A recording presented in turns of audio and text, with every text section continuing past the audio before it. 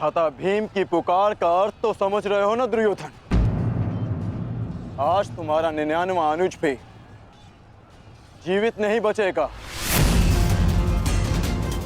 जिस प्रकार उस युद्ध सभा में हम कुछ ना करने के लिए विवश थे, आज उसी प्रकार तुम अपने अनुज की रक्षा ना करने के लिए विवश हो।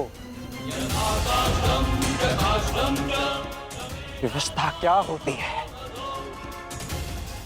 उसका भान आज होगा तुम्हें। तुम्हारा अंत करने से पूर्व तुम्हें तुम्हारे किए कुकर्मों का भान कराना आवश्यक है दुर्योधन।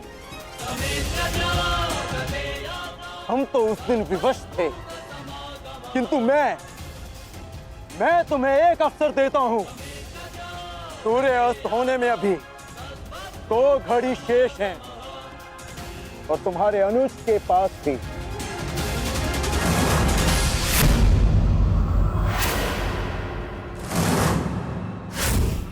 जाओ, बचा सकते हो तो बचा लो अपने अनुज को।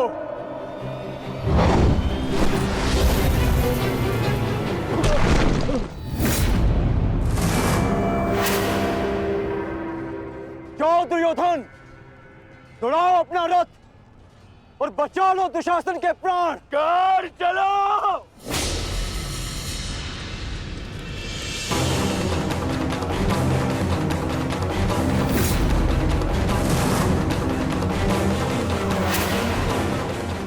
स्मरण रखना कर, आज किसी के रथ का वेग भ्राता भीम के प्रहार से अधिक शक्तिशाली नहीं होगा।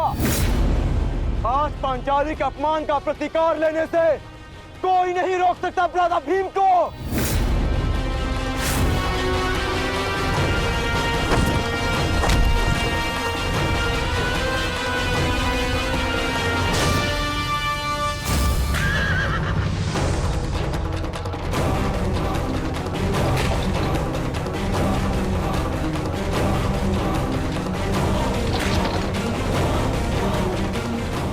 शीघ्रता करो मित्र।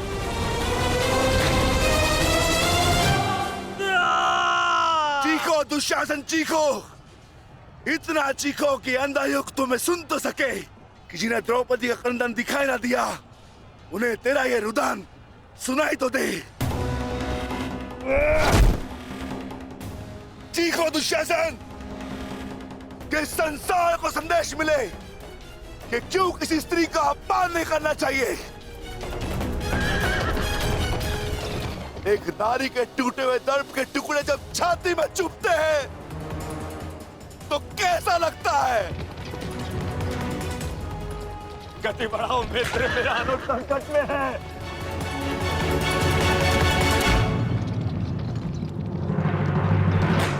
इस बाएं हाथ से तुमने द्रौपदी के केश पकड़े थे ना, स्मरण है ना नीच।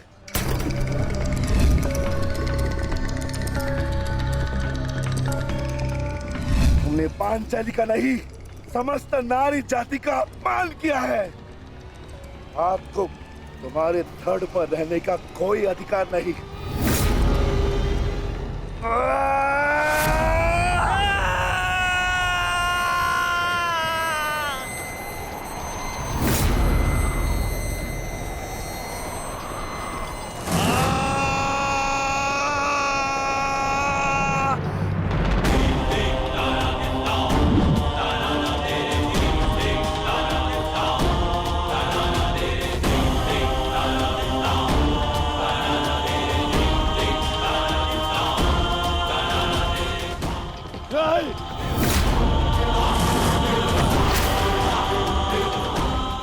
इसी दाएं हाथ से तुमने द्रौपदी का चीर पकड़कर खींचा था ना।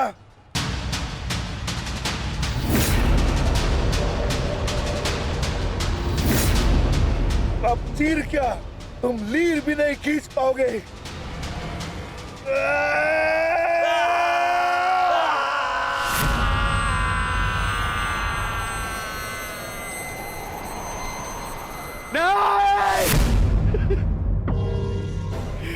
बस करो संजय, बस करो। मुझे कुछ और नहीं सुनना। दुशासन!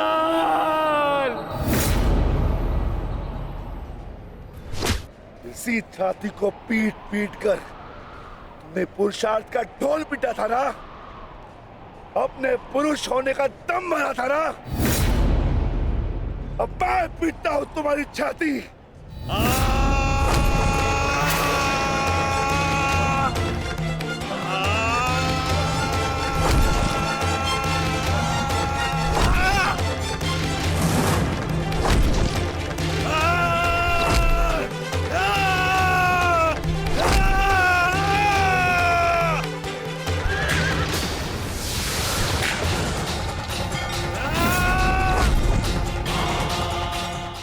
दुशासन, तुमने क्या कहा था पांचाली को?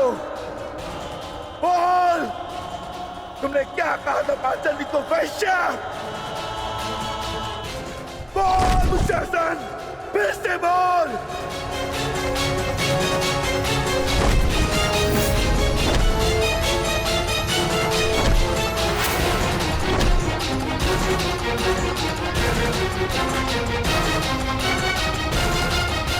बोल दुशासन,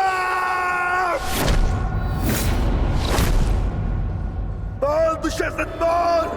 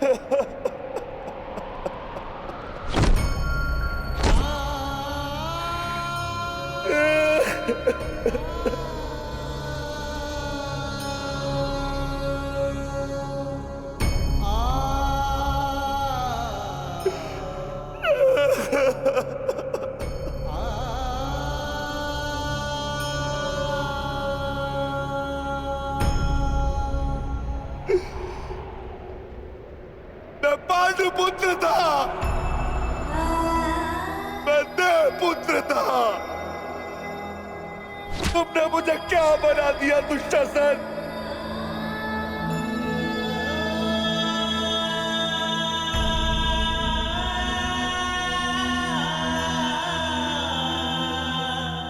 तुमने मुझे पशु बना दिया, तुमने मुझे एक राक्षस बना दिया।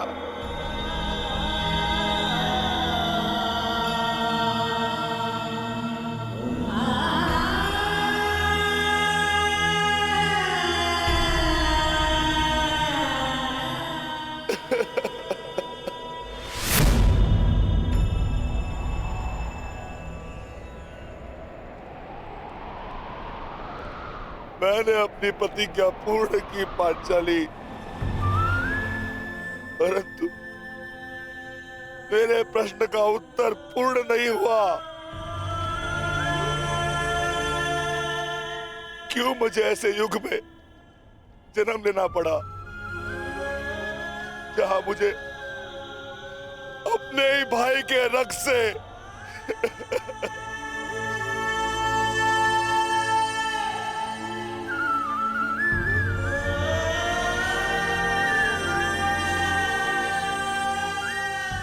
ऐसा क्यों हुआ पांचाली, ऐसा क्यों हुआ?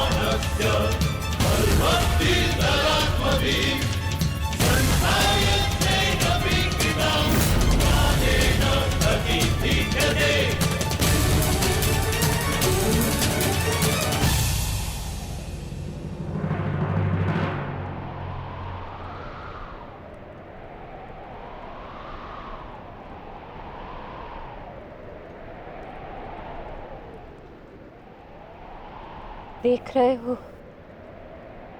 युवराज दुर्योधन,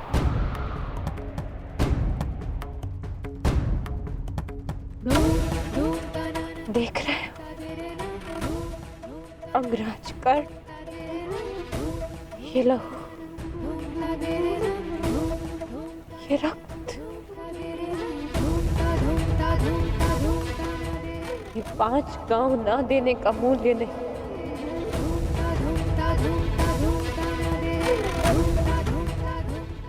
ये पंचभूत से बनी सृष्टि के सबसे बड़े सृजन, स्त्री के अपमान, उसे यातना देने का मूल्य।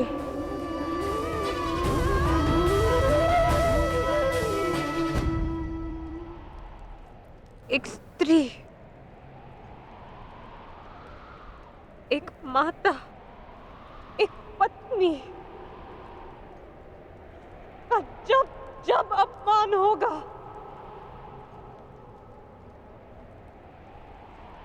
तब तब ऐसा दृश्य दोहराया जाएगा।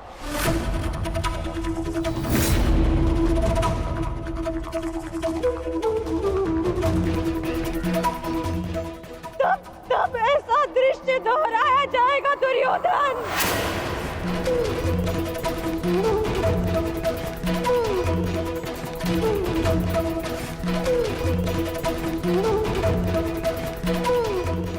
एक स्त्री को अश्रुओं से स्नान कराने का मूल्य रक्त स्नान से चुकाया जाएगा। आज मेरी पीड़ा कम नहीं हुई है, और बढ़ गई है।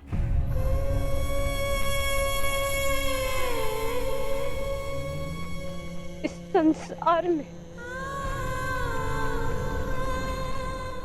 किसी को भी द्रौपदी जैसा भाग्य ना मिले, जिसे अपने ही कुल के सामने, अपने ही कुल के पुरुषों के हाथों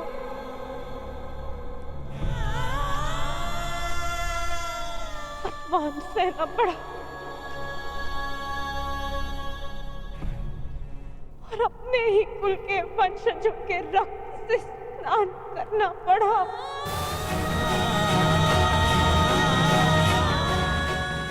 हे ईश्वर, इस संसार में किसी को भी द्रौपदी बनाकर जन्म मत देना।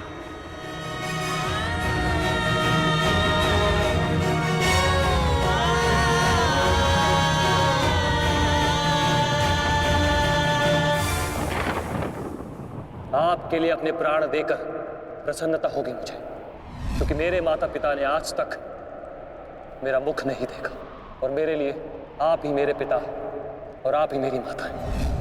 मेरा भाई, मेरा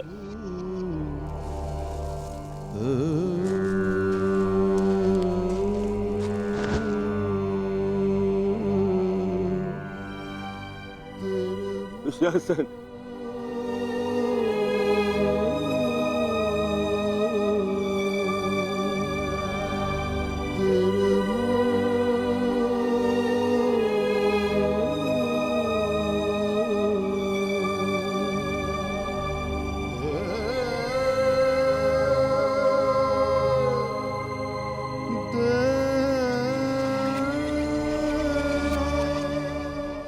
उठ जा, उठ जा, देख युद्ध समाप्त हो गया है।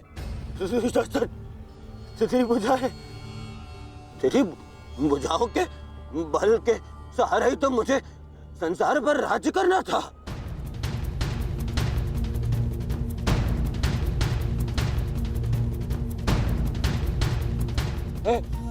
हे दुशासन, मेरा अनुज नहीं, तेरी आंखें का तू अनुज, मुझे यूं अंधकार में छोड़कर मत जान अनुज। मैं हमारे पिता के भांति अंधा हो जाऊंगा, अंधा हो जाऊंगा। चलो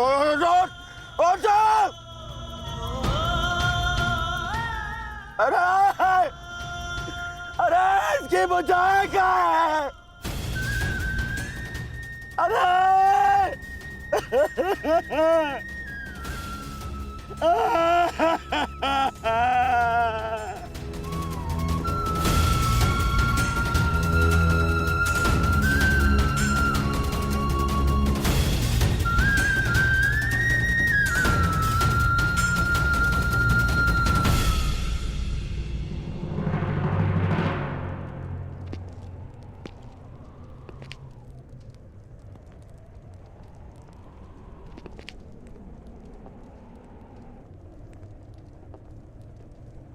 कदाचित तुमने अपने अनुज दुशासन की भुजाओं के बल से ये संसार जीतना चाहा होता दुर्योधन।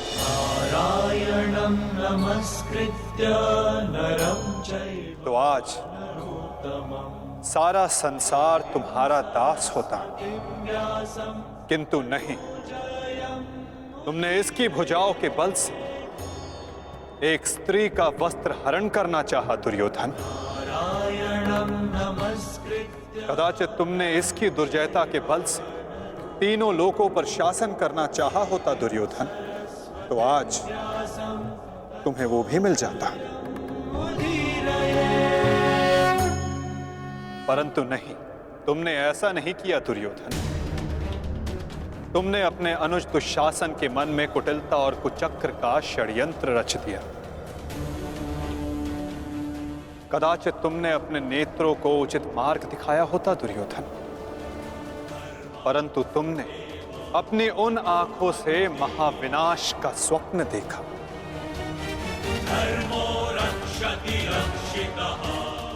स्मरण रहे दुर्योधन, नियति, धरती और प्रकृति, ये तीनों स्त्री हैं, और जब जब स्त्री का अपमान होगा, नियति पुरुष के विरुद्ध होगी। धरती उस अपमान का भार नहीं सहेगी और प्रकृति उसे नष्ट कर देगी।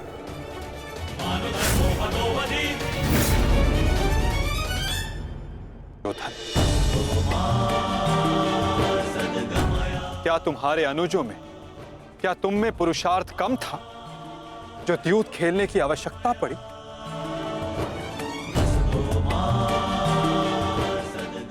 इसी द्यूत के कारण एक स्त्री पहले अपने ही अश्रों में नहाती है और अब अपनों के ही रक्त से।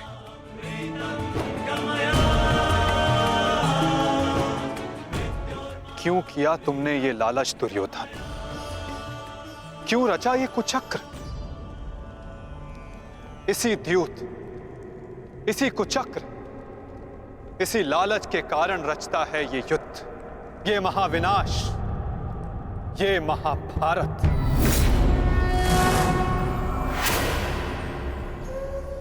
क्यों आज एक भ्राता को अपने ही अनुज के रक्त को पीना पड़ा और दूसरा आज स्वयं के रक्त में लथपथ है। स्मरण रहे, जो हाथ स्त्री की लाज, उसके मान के रक्षण के लिए, यदि वो हाथ स्त्री की लाज उतारने का दुस्साहस करेंगे, उसका मान भंग करने का दुस्साहस करेंगे, तो उन हाथों को धड़ से अलग कर दिया जाएगा।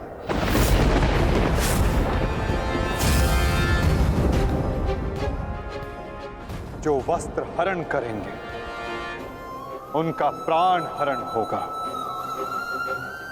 जब जब किसी की आंखें अनुचित होता देखना स्वीकार करेंगी, तब तब उन आंखों को बंद होना होगा।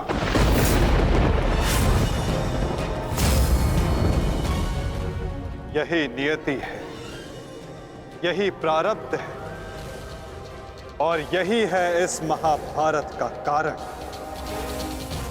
और निवारण।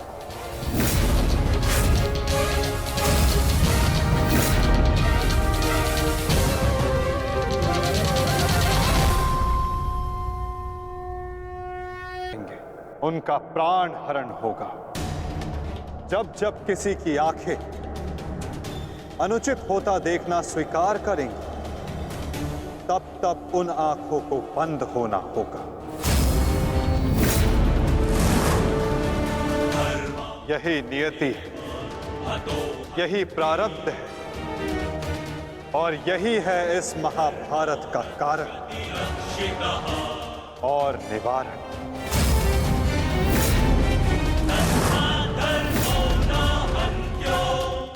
अधर्म की ओर धर्म के बढ़ते बाणों को रोकने का प्रयास करने वालों को बाणों की शैया पर विश्राम करना होगा।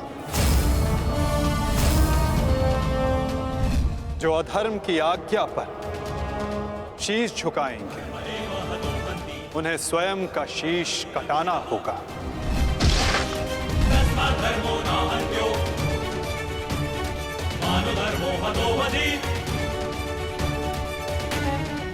अधर्म को ना किसी का कवच बचा सकता है,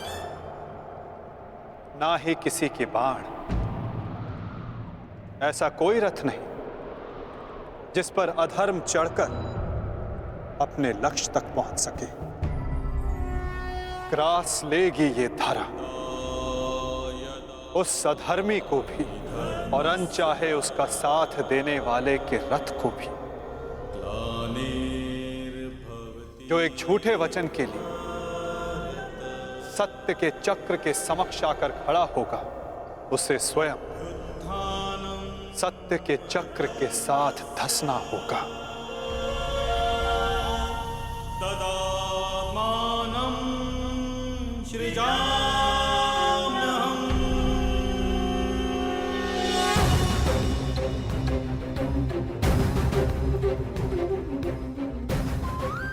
ये तुम्हारे अपमान का नहीं, समस्त स्त्री जाति के अपमान का प्रतिकार है पांचाली। संसार को समझना होगा कि कभी किसी स्त्री को प्रतिशोध के लिए ना ललकारें, क्योंकि प्रतिशोध पाकर मन की अग्नि शांत नहीं होती, अपितु और धधकती है। यही है इस महाभारत का संदेश और नियति का उपदेश।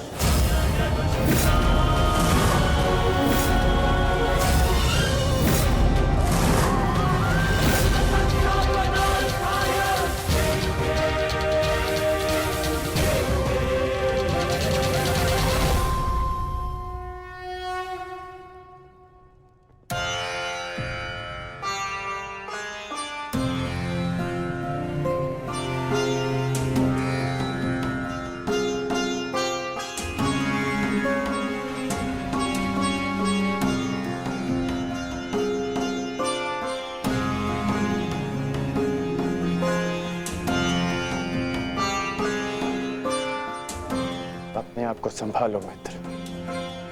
एक योद्धा को रोकर विदा नहीं करते।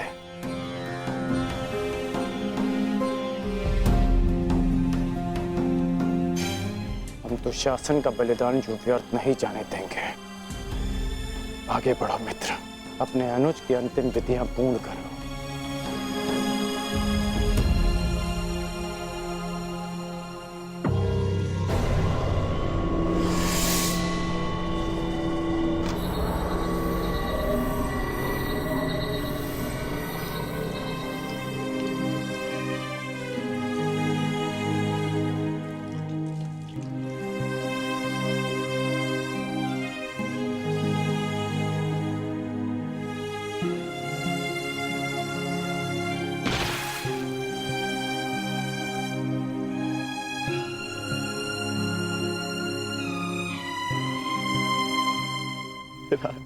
अच्छा, प्रेहि प्रेहि पथिभिः पूर्वैर्भिर्यत्रा न पूर्वे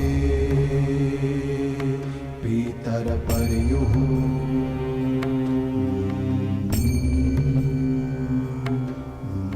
भूभरार्जना स्वधया वरुणं च दिवम्। पुत्र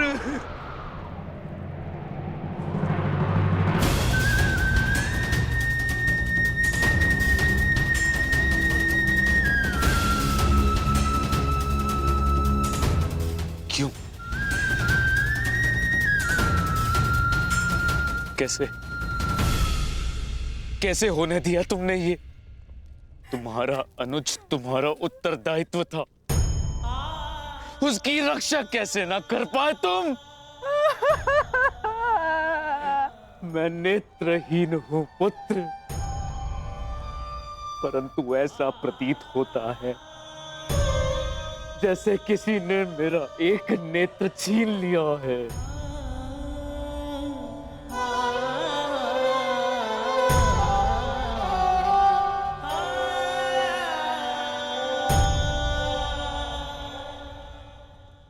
कहते हैं सर्वनाश उत्पन्न होने पर जो उसे आधा बचा ले पुत्र, वो ज्ञानी होता है पुत्र। मैं अपने 99 पुत्रों को तो खो चुकी हूँ, परंतु मैं अपना अंतिम पुत्र नहीं खोना चाहती, नहीं खोना चाहती।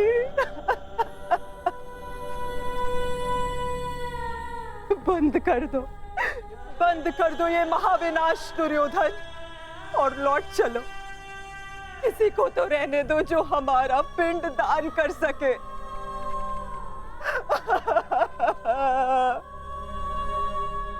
चलो पुत्र, लौट चलो। नहीं, अब इस युद्ध को रोका नहीं जा सकता। मैं इस युद्ध के ऐसे पड़ाव पर पहुंच चुका हूं जहां से पीछे लौटना संभव नहीं। ये दलदल या तो मुझे निगल जाएगा और या मैं इसे समाप्त कर दूंगा। अब या तो उन पांडवों का अंत होगा और या तो मेरा। नहीं। उससे पूर्व कदाचित ये युद्ध नहीं रुक सकता। अब ये युद्ध ना मुझे राज्य के लिए लड़ना है और ना ही सम्राट बनने के लिए। ये युद्ध करना है प्रतिकार के लिए। जिन पांडवों ने मेरे 99 भ्राताओं का वध किया, उनके वंश का समूल नाश करूंगा मैं।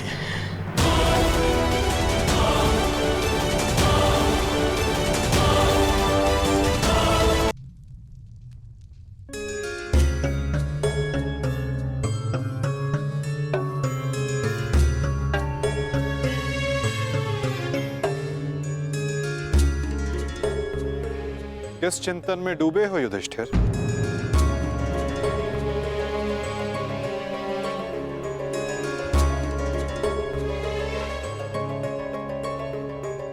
प्रणिपात वासुदेव।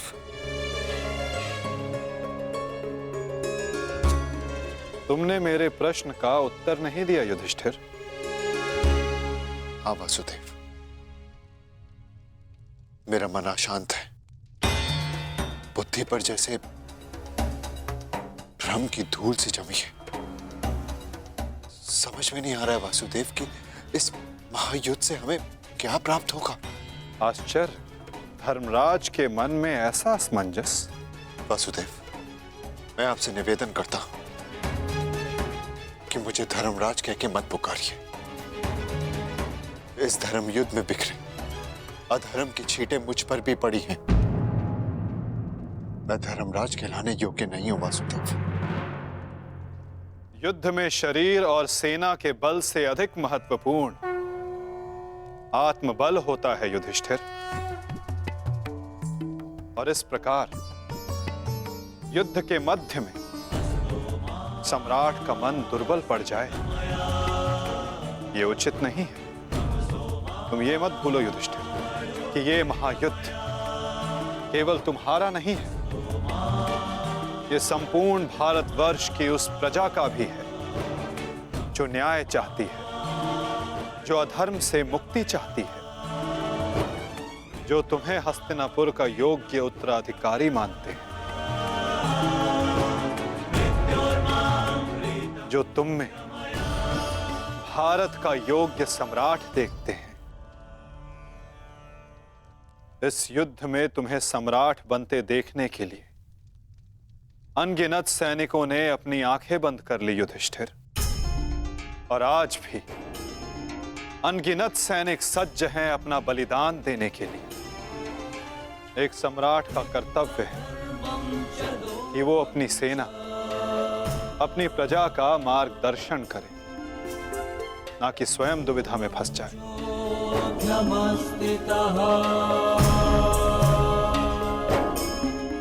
किंतु प्रश्न ये है कि सम्राट के मन में ये प्रश्न आया क्यों? कहीं सम्राट को ऐसा तो नहीं लगता कि उनके प्रिय अनुज महायोद्धा अर्जुन पूरे मनोयोग के साथ भाग नहीं ले रहे?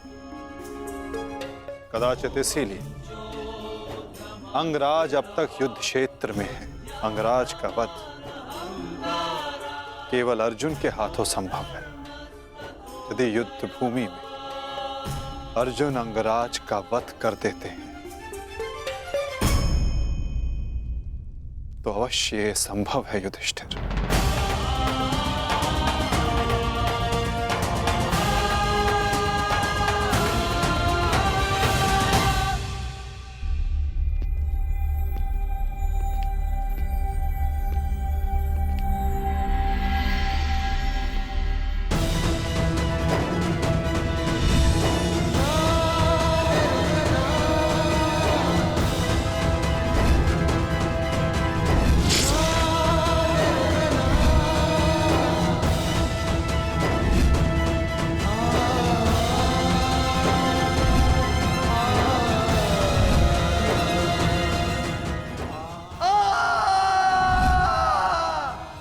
मैंने जीवन भर परिवर्तन के लिए संघर्ष किया, क्योंकि जब भी मैंने ऐसा किया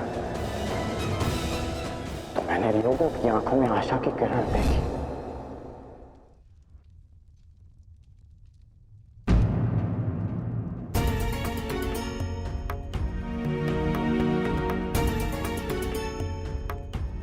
जिस परिवर्तन के लिए तुम लड़ रहे हो उसके लिए सबसे पूर्व तुम्हें सशक्त होना होगा कर्ण।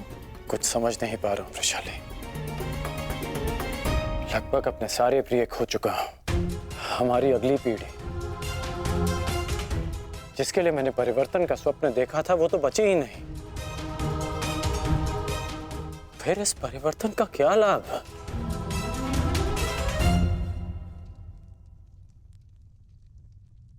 तुमने जो जो सहा है मुझे उसका भान है कर्ण, परंतु कुछ नवीन पाने के लिए बलिदान करने ही पड़ते हैं। युद्ध में योद्धा वीर गति प्राप्त करता है ये भी जानते थे। धन की, प्राण की, अपनों की हानि होती है ये भी तुम जानते थे कर्ण। फिर आज ये उद्विग्नता क्यों? इस समय तुम कौरव सेना के सेनापति हो अंगराज, और तुम्हारी सेना को तुम्हारे मनोबल की आवश्यकता है। उन्हें एक सशक्त सेनापति चाहिए, ना कि एक टूटा हारा योद्धा। हम सबको तुम पे विश्वास है कर्ण, मुझे तुम पर विश्वास है। तुम ही हो कर्ण जो ये परिवर्तन ला सकते हो।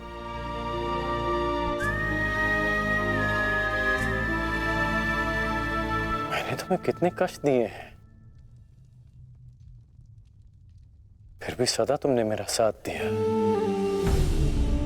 मुझे साहस दिया।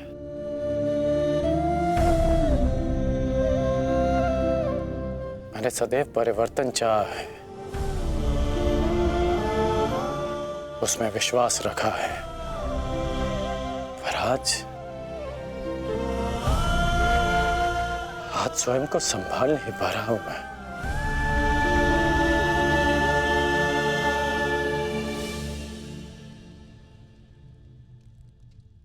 स्वयं को संभालो सर सेनापति,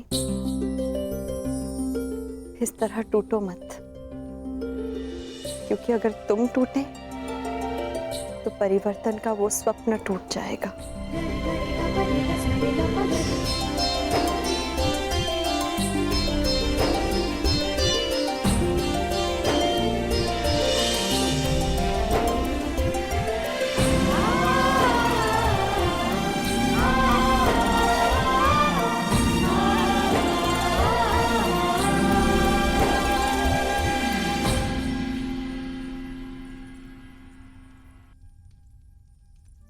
जी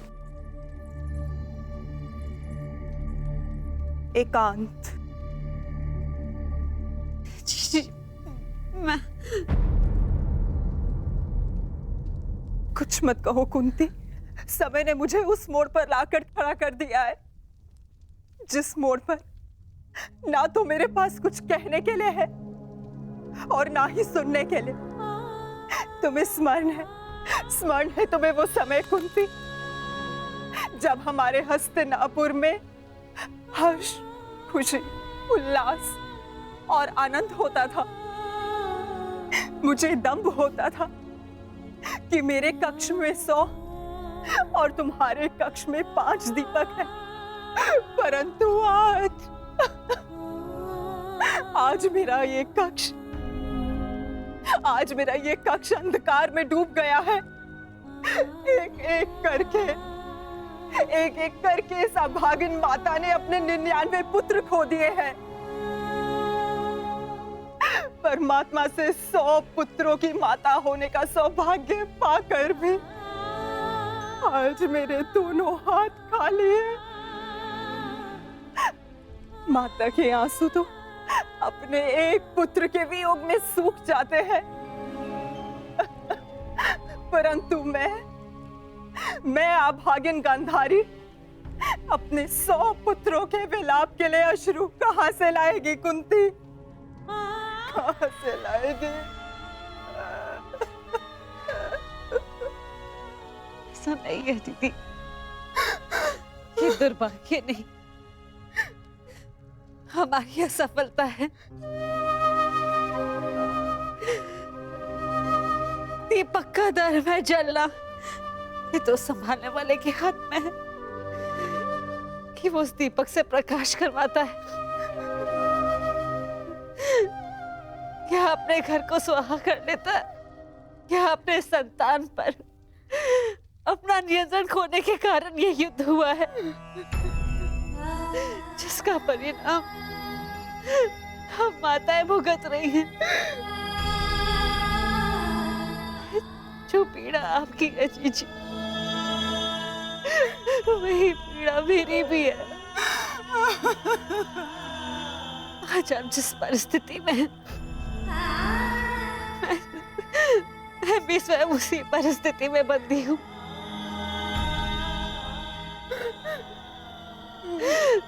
भाइयों को लड़ते देख कौन सी माता प्रश्न हो।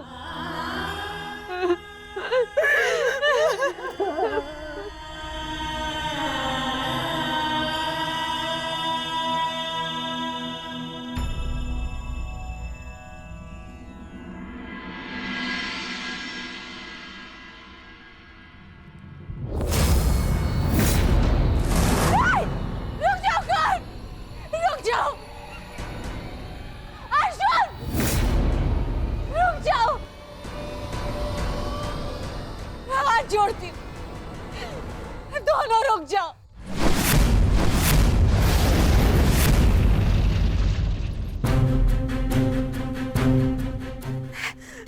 ऐसा नहीं होने दूंगी।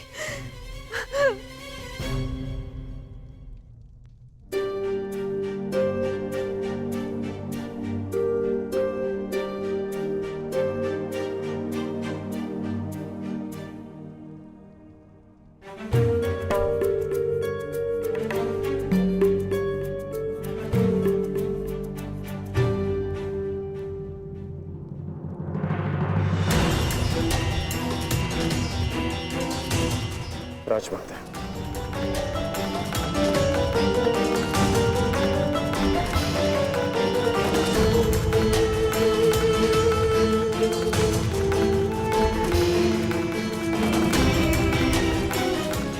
बड़ी बात राजमाता, ऐसा क्या हो गया कि आपको इस समय यहाँ आना पड़ा? कुछ शुभ शब्दों ने मेरे मन को व्याकुल कर दिया है। मैं समझ सकता हूँ। जिस माता के सारे पुत्र युद्ध पर हों, उस माता का मन व्याकुल होना स्वाभाविक है। बात ये नहीं है, मैंने दुस्वप्न देखा। कैसा दुस्वप्न?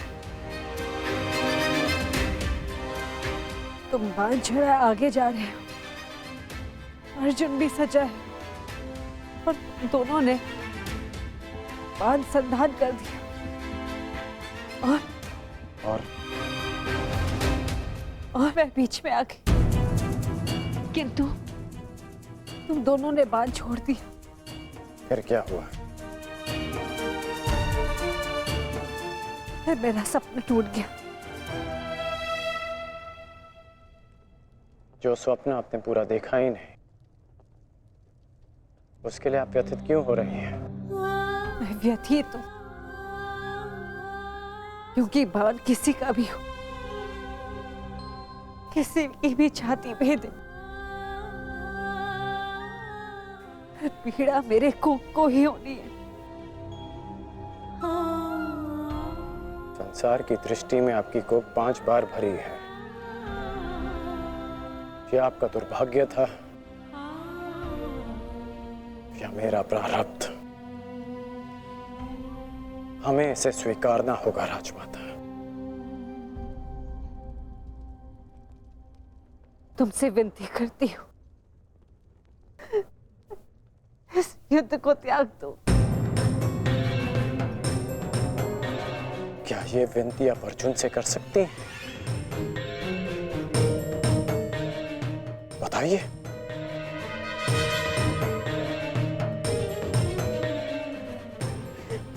विवश, परंतु हम विवश नहीं हैं पुत्र।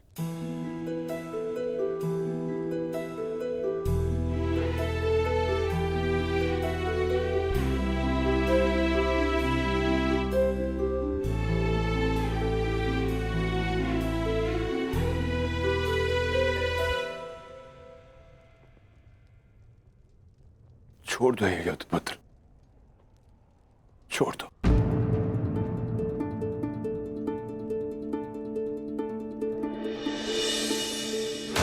पिताश्री, आपके पिता के आदेश के साथ साथ हमारा आदेश भी सम्मिलित है पुत्र। छोड़ दो ये युद्ध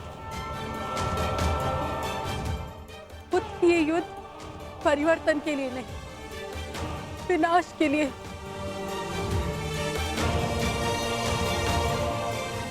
समझ लो कि हम अपने पालन पोषण के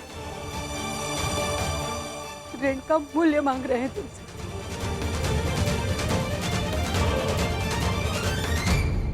लौट चलो पुत्र, लौट चलो।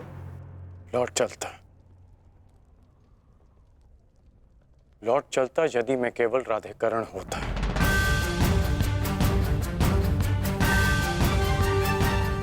अब मैं कौरव सेना का सर सेनापति हूं पिताश्री। मैं नहीं लौट सकता।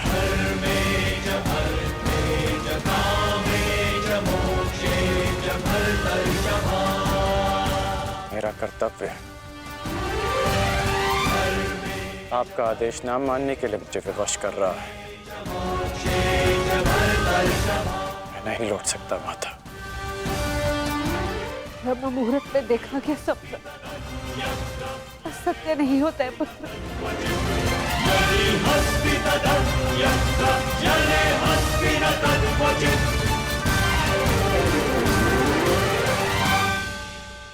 आपका स्वप्न टूटा है राजमाता, परंतु मेरा वचन नहीं टूटेगा।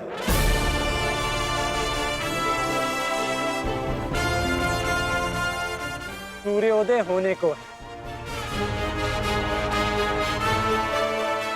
मेरा अर्घ देने का समय हो गया।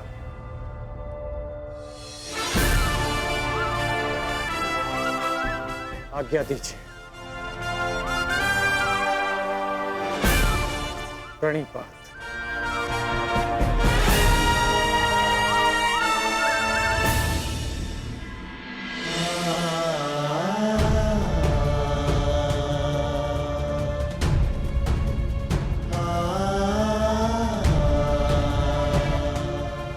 आज्ञा दीजिए पिताश्री। आयुष्मान भव।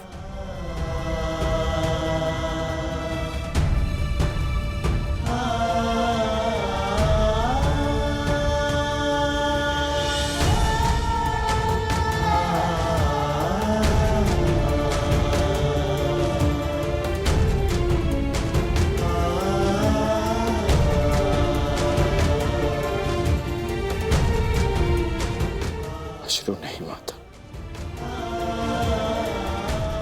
चलता।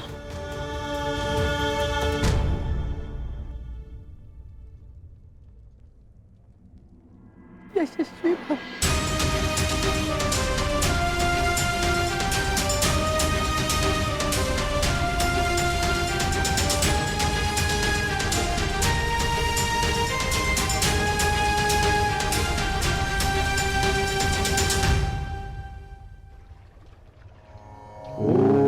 सूर्याय नमः।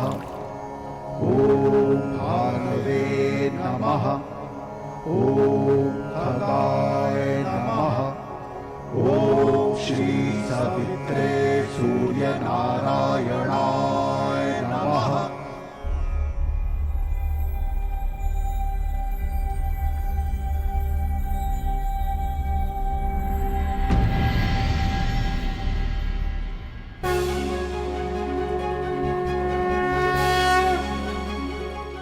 प्रणाम गुरुदेव, प्रणाम।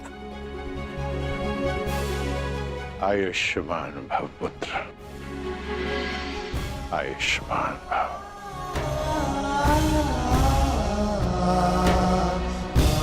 गुरुदेव आप यहाँ? मैं तुम्हें कुछ स्मरण कराने आया हूँ राधे। मुझे स्मरण है गुरुदेव। ये अर्घ्य देते समय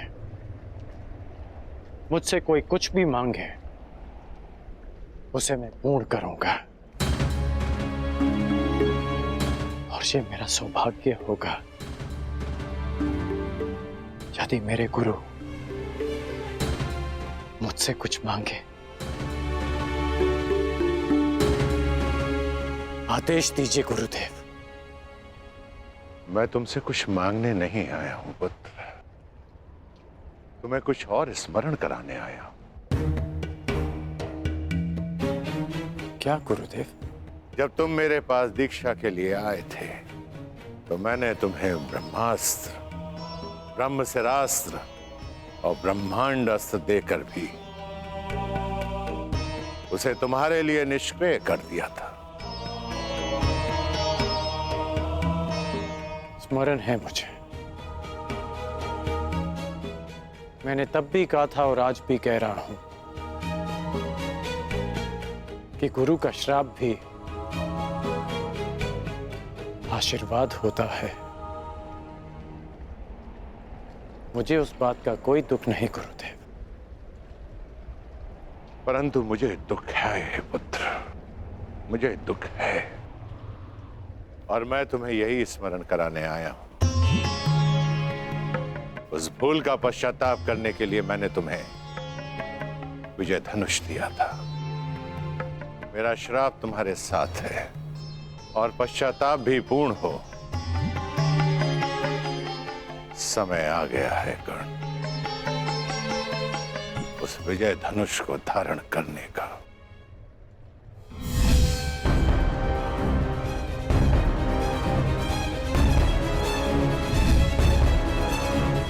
विजय धनुष का आवाहन करो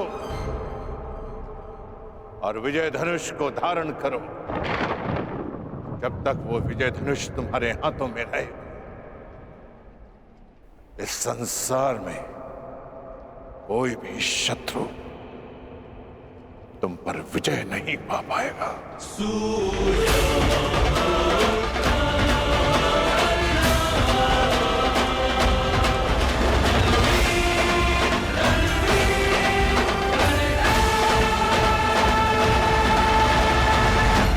इस संसार में कोई भी शत्रु तुम पर विजय नहीं पा पाएगा। मुझे अनुमान है कि क्यों आप मुझे आज विजय धनुष का स्मरण कराने आए हैं। मैं आपको विश्वास दिलाता हूं कि एक चिरंजीवी गुरु का शिष्य आज मृत्युंजय बनेगा, जिसके सामने मृत्यु भी सर झुका कर आएगी।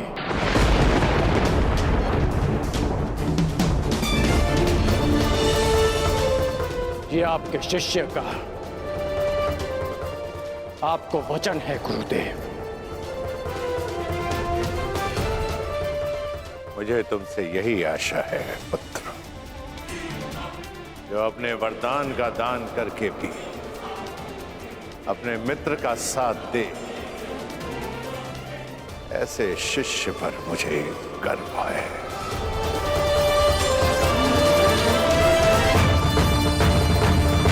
परशुराम को कोई इसलिए स्मरण करे या ना करे कि उसने धरा को 21 बार क्षत्रिय विहीन कर दिया था, परंतु संसार परशुराम को इसलिए स्मरण अवश्य करेगा कि उसके शिष्य कर्ण ने अपने वचन को निभाने के लिए अपने आप को कवचहीन कर दिया। मैं कृतार्थ हुआ कर्ण, कृतार्थ। दिव्य दृष्टि से बाण शक्ति से जीते ये सारा रण, शांत चित धरे आत्मबल भरे जीते हर बाधा कर्ण। छूट ना पाए लक्ष्य हो चाहे सूक्ष्म सा छुपा हो कर्ण।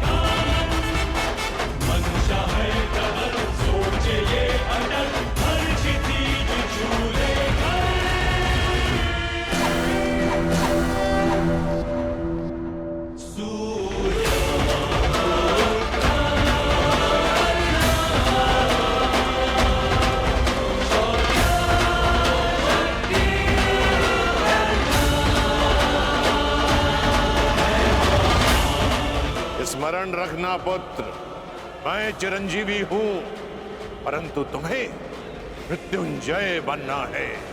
मृत्युंजय।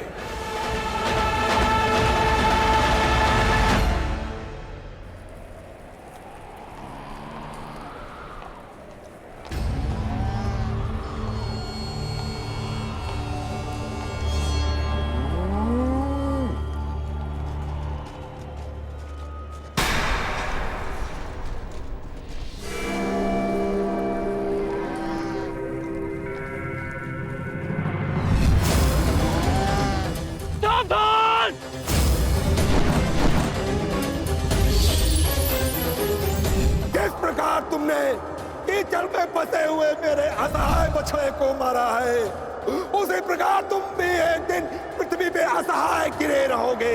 मैं अग्निहोत्र ब्राह्मण विजय तुम्हें श्राप देता हूं।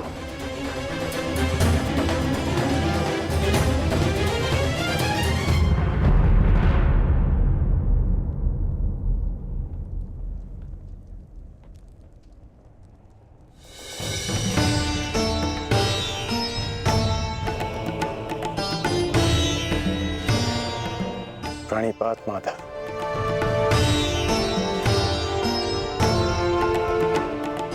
आश्चर्य?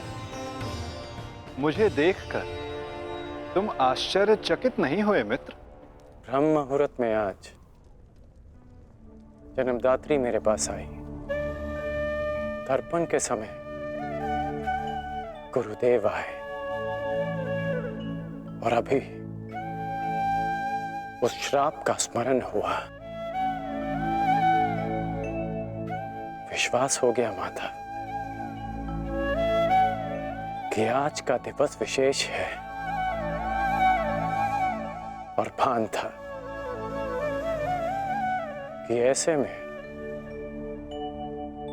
माधव मुझसे अवश्य मिलने आएंगे, और आप आ गए। यदि तुम्हें मेरे आने का भान था तो तुम्हें मेरे आने का कारण भी भान होगा राधे। कारण और निवारण आपसे श्रेष्ठ कौन जान सकता है माधव? मेरा लक्ष्य परिवर्तन है और मेरा मार्ग है पराक्रम। हर पराक्रम का परिणाम परिवर्तन नहीं होता कौन्तेय। यदि परिणाम परिवर्तन होता